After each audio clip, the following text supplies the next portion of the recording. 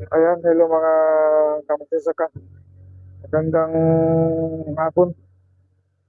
Bibidyo lang tayo dito sa labasan lang. Ayan o.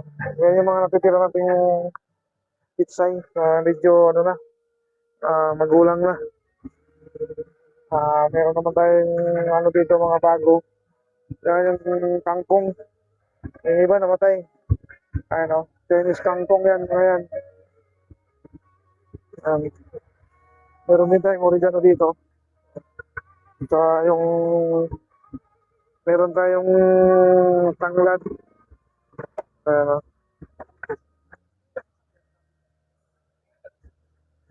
Tsaka may luya kayo dyan.